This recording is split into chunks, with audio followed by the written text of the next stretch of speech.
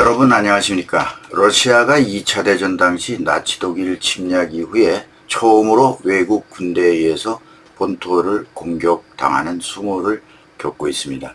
러시아 국내 여론이 좋지 않다는 거죠. 충격과 위기감이 커지고 있습니다. 특히 푸틴이 전쟁에 동원하지 않겠다고 약속한 징집병이 본토 교전에 휘말리게 된 것이 러시아 국민들의 분노를 자극하고 있습니다. 푸틴의 리더십은 물론 러시아 집권 세력에 큰 타격을 주고 있습니다. 러시아 국민 58%가 전쟁 종식을 지지한다는 통계가 나왔다는 점에서 이런 분위기를 반영해 주고 있습니다. 이제 봤더니 특수 군사 작전이라고 하더니 전쟁을 하고 있었구나. 러시아 국민은 우크라이나와 전쟁을 하고 있는 현실을 체험적으로 받아들이게 되면서 푸틴의 선전 매체로부터 속아왔다는 사실을 알게 되었습니다. 이와 더불어 대통령 푸틴이 국민의 안전, 국민의 보호에 실패했다. 말하자면 푸틴의 위기 관리 능력이 기껏 이런 정도냐라는 국민의 잦아 섞인 여론이 확산되고 있다는 얘기죠. 근데 이 시간은 우크라이나군이 전격 러시아 본토를 비밀스럽게 진격하는데 성공했는데요. 어떻게 그리고 왜 러시아 본토로 진격했을까 하는 내용이 방송의 주요 내용이 되겠습니다. 절망적 전황 타겟책이면서 이번 전쟁에서 우크라이나는 예상을 뛰어넘는 기발한 전략도 보여주고 있습니다. 그런데 많은 전쟁 전문가들은 여러 가지 분석을 내놓고 있습니다. 오래전부터 비밀 준비를 해왔다라든가 도네츠크 동부전선에 포크롭스크를 강하게 밀어붙이고 있는 지금 러시아군의 전술을 좀 무디게 하겠다는 전략이다. 향후 있을 평화협상의 지렛대를 쓰기 위한 전략이다. 우크라이나에 대한 서방 지원에 좀 박차를 가하도록 충격파를 주기 위한 전략도 있다. 뭐 이런 정도죠. 또 11월 미 대선에서 트럼프 전 대통령의 재집권 시의 대응책으로 준비하고 있는 것이다. 또 우크라이나 혼자서 못하고 배후에 미국이 있다. 뭐 이런 구구한 분석들이죠. 이렇게 이런저런 많은 분석도 분석이지만 한쪽으로는 우크라이나가 오래 버티지 못할 것이다. 단기 작전일 뿐이다. 함정에 빠져서 오히려 러시아의 반격에 괴멸될 것이다. 라는 식으로 대체적으로 러시아의 승리를 점치는 논평으로 끝을 맺고 있습니다. 여러분, 분석은 분석일 뿐이고 이론은 이론이죠. 이 전쟁을 예측하기 아주 힘들게 되어 있지 않습니까? 틀렸다고 단정 지을 만한 분석은 없습니다. 그렇지만 반면에 다 맞는 분석이라고 볼 수도 없습니다.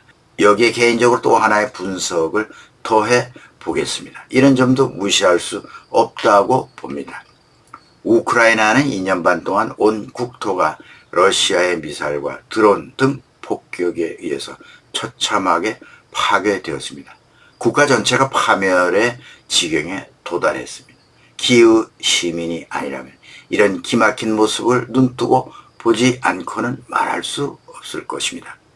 우크라이나는 최후의 어떤 비상수단이 절실했을 것입니다. 우크라이나인들은 나라가 망할 수 있다는 절체절명의 위기의식을 느끼고 있다는 것이죠. 그리고 전쟁에 지쳐있죠. 그래서 최후의 비상수단이 필요했던 겁니다. 그렇게 해서 꺼내든 전략이 쿠르스크 러시아 본토 진격이었다고 봅니다. 여기까지는 누구나 쉽게 공감할 수가 있습니다. 쿠르스크 진격을 위해서 우크라이나군이 전략을 수립하는데 크게 시간이 필요치 않았을 것으로 보입니다. 동부 전선에서 가장 가까이 러시아 국경선에 접해 있고 정찰 드론이나 상업 위성을 분석해서 러시아군의 배치 상황 그리고 취약점 등을 수시로 점검했을 것이고 그것이 아니더라도 우크라이나 사람이면 지난날 다 같은 소련 땅이니 지리적으로 인접한 지역으로부터 매우 익숙한 지역이기도 할 것입니다. 더구나 소련 시절 소련 군사학교 출신이며 소련군으로 복무하다 소련 붕괴로 우크라이나 쪽 군에 소속된 총사령관 올렉산드르 시르스키 상장은 이 러시아 상장 계급이라는 것이요 대장과 중장 사이 계급이라고 합니다. 이 스리스키 상장으로서는 러시아군 전술을 배운 사람이고 구소련의 군사학에 통달하고 있음은 물론 체코에서도 근무했고 아프간 전쟁에 참전 등 구소련 군인으로서의 경험이 풍부한 군인입니다. 지금 러시아에서는 그를 배신자라고 할 정도로 러시아를 누구보다 잘 아는 러시아 출신의 우크라이나군 사령관입니다. 왜 크루스크냐? 지난 영상에서도 방송해 드렸습니다만 크루스크는 상당한 스토리를 간직한 곳이죠. 지정학적으로 과거 1943년 나치 독일이 모스크바 공략을 위해 진격해서 스탈린군과 기갑전을 벌이다 실패한 곳이기도 합니다. 그 이전에 19세기 1812년 나폴레옹도 실패한 모스크바 원정길에서 바로 통과 지점이 크루스크였습니다. 여기서 여러분, 제 개인적 판단으로 크루스크 점령의 의미는 바로 러시아 수도 모스크바를 겨냥하고 있다는 그런 의미입니다. 상징성이 큽니다. 이런 역사 지리적 여건으로 보아서 젤렌스키 대통령을 비롯해서 이를 잘 알고 있는 시르스키 참모들도 플랜 B를 가지고 있다고 판단이 됩니다. 돈바스나 동부전선 포크롭스크가 아니다. 또한 러시아가 점령한 동남부 사계주의 탈환도 아니다. 이제 탈환하기에는 이미 기울어진 이 네 개의 주와 맞먹을 수 있는 뭔가 묵직한 그 무엇이 필요하다. 그것이 뭐겠습니까? 바로 모스크바죠. 모스크바를 겨냥하고 있음을 의미합니다. 다만 드러난 증거는 아직 없지만 이 부분에 확신을 가지게 된 이유는요. 네, 그 가능성을 암시하는 사건이 러시아가 얼마 전에 요격했다는 11개의 자폭 드론의 모스크바 공격이 있었습니다. 크루스크에서 모스크바 직선거리 500km로서 서방이 허용만 한다면 우크라이나가 개발한 로켓 엔진 드론, 자탄 탑재 드론, 그 밖에 우크라이나가 비밀리에 개발한 첨단 드론, 영국산 스톰 섀도우 같은 장거리 유도 미사일 등이 충분히 도달할 수 있습니다. 그 시작점이 바로 크루스크입니다. 우크라이나 수도 키이우가 2년 반 동안 당해왔던 그대로 모스크바에 돌려주겠다는 의지를 젤렌스키 대통령은 강조하고 있습니다. 동부전선 러시아군 움직임의 강도에 따라서 크루스크를 기점으로 영국이 지원한 스톰 섀도우를 탑재한 F-16이 모스크바나 페테르부르크를 향해 나를 것으로 전망이 됩니다. 한마디로 우크라이나 전쟁은 다윗과 골리앗의 싸움이라고 하지만 이번 우크라이나의 크루스크 진격으로 감추었던 러시아의 허풍도 드러났고 전략 전술이라는 것이 있는가 할 정도로 무대응으로 지금 러시아는 전전긍긍하고 있습니다. 아직까지요. 지금 3주가 지났건만 쉐임강 이남에 주둔하고 있었던 징집병들의 도주로를 확보하기 위해서 끊어진 다리에 폰툰교를 설치하다가 되레 우크라이나 폭격으로 날아가는 모습이 밝혀졌죠. 고작 그런 정도입니다. 이게 러시아입니다. 우크라이나군만 나타나면 지금 백기투항을 하고 있죠. 이게 러시아입니다. 네, 여러분. 이번에는 러시아보다 탄력 있는 우수한 우크라이나 전략입니다. 크루스크를 치고 들어갈 때 선봉 부대가 우크라이나 전자전 부대였습니다. 통상 배후에 있어야 할 부대가 전자전 부대죠. 이례적으로 선봉에 세웠습니다. 초동 단계에서부터 러시아의 모든 전자 무기들을 제밍해 버린 후에 후속 전략 예비 부대를 진격시켰다는 점에서 전자전 부대는 러시아군이 우크라이나의 위치를 정확히 찾아내거나 통신을 가르치지 못하도록 러시아의 모든 전자 장비의 전파를 방해하는 데 성공했던 것입니다. 이런 방식의 부대 배치는 흔하지 않는 전략이라고 합니다.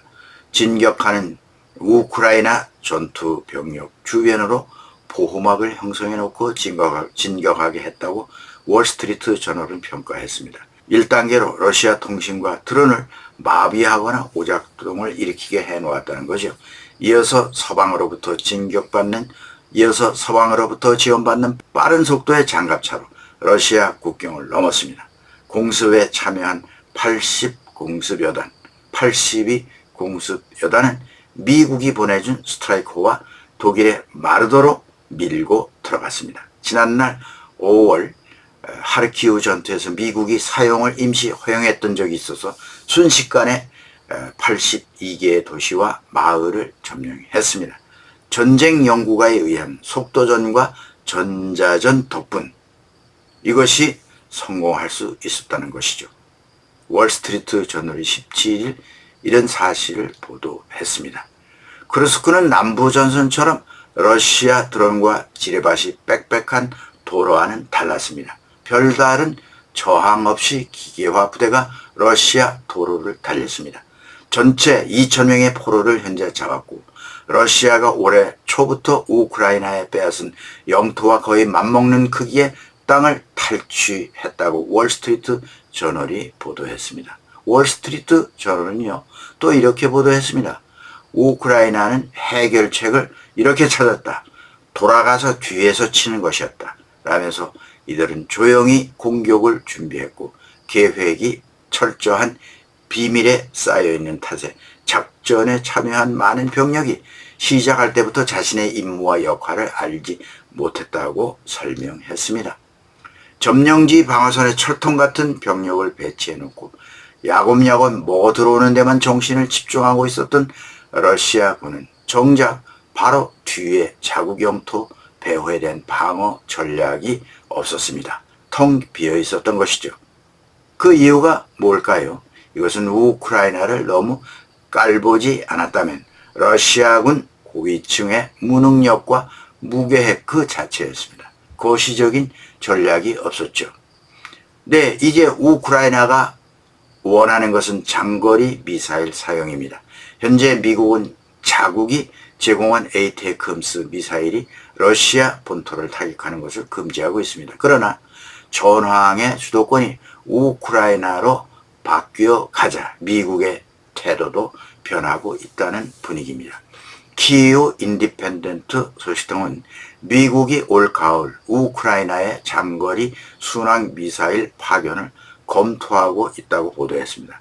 폴리티코는 정부 관계자를 인용해서 아직 결정은 하지 않았지만 미국은 장거리 미사일 파견에 그 문이 열려 있다. 이렇게 전했습니다. 우크라이나 전쟁은 새로운 양상을 띄어가고 있습니다. 앞으로 우크라이나군의 활약 그리고 본토를 점령당한 러시아가 보여줄 대응 전략이 무엇일까 라는 데 주목하지 않을 수 없고 자존심이 땅바닥에 떨어진 푸틴이 러시아 지도자로서 그의 권위를 어떻게 만회할지 또 어떤 식으로 여론을 잠재우고 내부 단속을 할지 또 러시아 국민의 반응은 어떨지 함께 지켜보게 되겠습니다. 네, 오늘은 여기까지입니다. 시청해주신 여러분 감사합니다. 김정부 주의TV였습니다.